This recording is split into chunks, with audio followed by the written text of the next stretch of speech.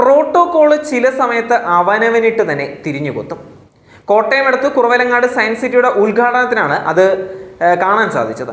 2009 കോട്ടയം പാർലമെന്റിൽ മെമ്പറായി തെരഞ്ഞെടുത്ത ഉടനെ ജോസ് കെ മാണി അത്യാവശ്യം ഗ്രഹപാഠമൊക്കെ ചെയ്ത് കണ്ടുപിടിച്ച ഒരു പദ്ധതി തന്നെയായിരുന്നു സയൻസ് സിറ്റി. കൃഷി വകുപ്പിന്റെ കൈവശം ഉണ്ടായിരുന്ന 30ഓളം ഏക്കർ ഭൂമി ഈ ആവശ്യത്തിലേക്ക് വേണ്ടി വകയിരുത്തി ഒരുപാട് പണിയെടുത്താണ് അദ്ദേഹത്തിന്റെ സ്വപ്ന പദ്ധതിയായിട്ട് അവതരിപ്പിച്ചിട്ടുണ്ടായിരുന്നത്.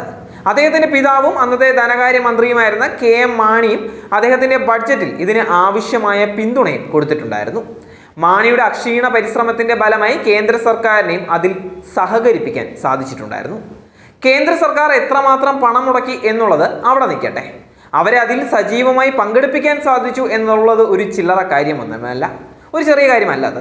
തിരുവനന്തപുരത്തിനും എറണാകുളത്തിനും കോഴിക്കോടിനും ശേഷം കേരളത്തിലെ വികസിച്ചു വരുന്ന പട്ടണമായി മാറ്റുവാൻ പാലയെയും സമീപ പ്രദേശത്തെയും അദ്ദേഹം മനസ്സിൽ കണ്ടു. കേരളത്തിലെ എഡ്യൂക്കേഷൻ ഹബ്ബായി മധ്യ കേരളത്തെ പ്രത്യേകിച്ച് കടുത്തുരുത്തി പാലാ മേഖലയെ വളർത്തുക എന്നുള്ളതായിരുന്നു അദ്ദേഹത്തിന്റെ ഭാവനയിൽ വിരിഞ്ഞ പദ്ധതി തന്നെ.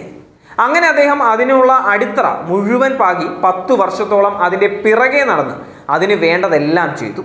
ഉദ്ഘാടനം വന്നപ്പോൾ ജോസ് കെ മാണി കോട്ടയത്തെ MPയോ MLAയോ അല്ലാത്തതിനാൽ അദ്ദേഹം ആശംസാ പ്രസംഗരുടെ ഇടയിലേക്ക് തരം താഴ്ത്തപ്പെട്ടു.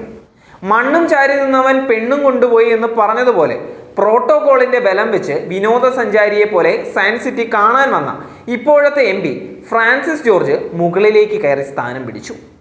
ലോക്സഭാ മണ്ഡലത്തിന് ആകെയുള്ള 7 നിയമസഭാ മണ്ഡലങ്ങളും വികസിപ്പിക്കുന്നതിന്റെ ഭാഗമായാണ് സയൻസ് സിറ്റി കടുതുരുത്തി മണ്ഡലത്തിൽ വകയിരുത്തിയിരിക്കുന്നത്.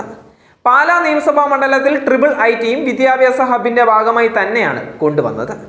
ഏതായാലും രാജ്യസഭാ മെമ്പറായ ജോസ് കെ മാണിയുടെ സ്ഥാനം വിളിക്കാത്തവരുടെ കൂട്ടത്തിൽ ആകാഞ്ഞത് എന്തായാലും നന്നായി.